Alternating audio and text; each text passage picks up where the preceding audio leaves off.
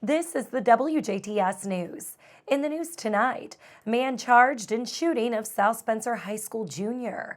Police chase results in arrest. Major drug bust in Daviess County. Kurt Guksa will be in with sports. On our Monday with the Mayor segment, we speak with Ferdinand Town Manager Chris James. All this and more coming up on WJTS TV News.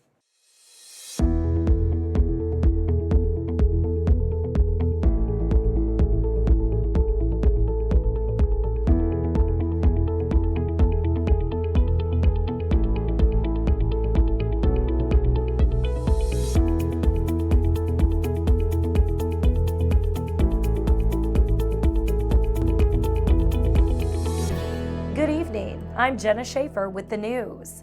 The man charged in the shooting death of a South Spencer High School junior made his first court appearance on Friday.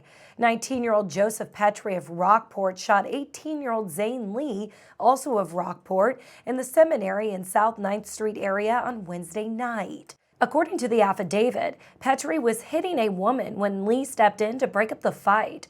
Petrie then pulled out a gun and fired 2 shots in the air before turning the gun on Lee. Lee was shot while trying to walk away. Petrie then pointed the gun at the witness's head before walking back into the house. Petrie was arrested early Thursday morning for murder and now faces 45 to 65 years in prison. He's being held on no bond and now has a court-appointed counsel. His next court date is set for April 9th. A Spencer County man is behind bars after leading police on a chase. Indiana State Troopers tried pulling over 37-year-old Joshua Taylor of Lamar for improper registration in Boonville on Thursday. But when Taylor failed to stop, a chase began.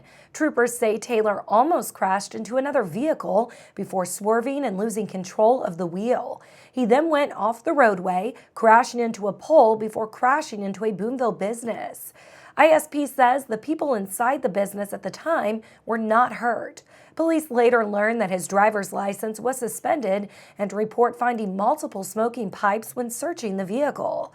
Taylor was booked into the Warwick County Jail on bond and charged with felony counts of criminal recklessness and resisting law enforcement and misdemeanor counts of possession of paraphernalia, reckless driving, and driving while suspended.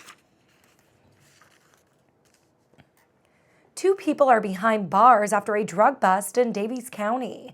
Washington police and members of the DEA task force arrested 41-year-old Beth Walker of Odin at her residence on an active warrant for dealing methamphetamine on Thursday.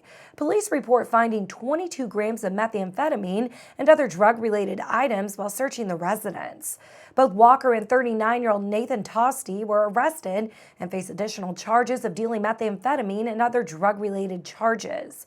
In total, officers report seizing over 90 grams of methamphetamine with an approximate street value of $9,000. The Indiana State Police, Daviess County Sheriff's Office, and the Odin Police Department helped with the investigation and arrests. The sunshine warmed hundreds of people at Pride's Creek Park in Petersburg as they were freezing for a reason. This past weekend was the annual Petersburg Polar Plunge. Teams arrived at Pride's Creek Park in full uniform or costumes to raise money for Special Olympics in Indiana. Over 200 people showed up to the beach at Pride's Creek Park on Saturday morning, with teams ready to brave the chilly water as the Polar Plunge marked its 6th year in Petersburg and its 21st year to be held in the state of Indiana. Teams from across the area showed up with money that they raised to go towards the Special Olympics Indiana. One team, the Bearded Villains, a beard club located in southern Indiana, raised over $6,000. A member of the Bearded Villains, Scott Balthus, tells us that helping the less fortunate afford the opportunities to play in sports they may not have been able to do before is what it's all about. It's fun. I mean, seriously, it's all about raising money for the cause. You know, I mean, these are people that maybe weren't afforded the opportunity in life to play in a sport, to do something like that, and this just allows them to do it. You know, and that's what it's all about. You know, just trying to make today better than it was yesterday. South Regional Manager for Special Olympics Indiana, Francie Smith, let us know that the preliminary numbers towards the end of the event were over the $83,000 mark. That total had not yet included the donations at the dinner following the Polar Plunge and the auction held at the meal as well. Smith says the money raised during the polar plunge will benefit all those who are associated with Special Olympics Indiana, with funds going towards local chapters who participate at the county and state events held each year. Special Olympics Indiana is a not-for-profit organization that provides year-round sports training and athletic competition in more than 20 Olympic-type sports for children and adults with intellectual disabilities. A dream came true for a DuBois County resident last week.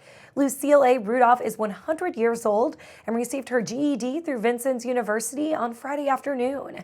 Rudolph was born in Reeve Township, attended Alfordsville High School, and was one of 7 siblings. After turning 16, Rudolph quit school and went to work at a tomato canning factory. Ever since that day, she has always dreamed of getting her GED. Rudolph says putting the tassel on the other side and finally holding a diploma in her hands felt surreal. I don't know, really. Don't hardly feel right, does it? But it has my name on it, so it must be real. Friends and family from far and near came to see Rudolph on her special day, including her daughter and her family. Sharon Hell made the trip from Lafayette and says when she saw her mom dressed in a cap and gown, she could not believe her eyes. Oh, that was neat. That was neat. And still just a little bit of, like, is this real? So it was fun. Held says she is so proud to call Rudolph her mom. I'm really happy for her because it's something that she's really has always wanted to do, or was sad that she didn't have that diploma, even though in her day it was very common for girls her age to leave school. So at 16, you left school and helped out, where you could as far as the family goes. So this was special. In the meantime, Held says her mom paints, and sometimes at odd hours of the night. She says sometimes I just can't sleep. And so I'll just get up and paint a little while. I talk to her every day on the phone, and I say, Mother, you need to sleep. Well, when you need to paint, you just need to paint. And she really is enjoying this. In fact, some of her paintings were on display around her during the graduation ceremony. And Rudolph says she will remember this day forever. Well, I'm sure. I really know I will, yeah, really. So it is different. Not everybody has this, do they? Family members even had a sweet surprise for Rudolph towards the end of the graduation ceremony, a giant graduation cake. The Indiana Senate has passed an altered version of a bill that would slow down coal plant closures. The Senate Utilities Committee voted 8-2 on Thursday, approving the legislation after passing an amendment that removed language allowing utilities to increase their coal reserves required to keep coal plants operational.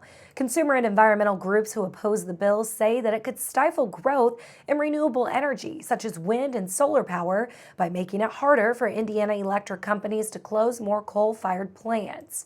The panel's chairman, Republican State Senator Jim Merritt, says he authored the changes because he couldn't support the legislation in the form it arrived from the House.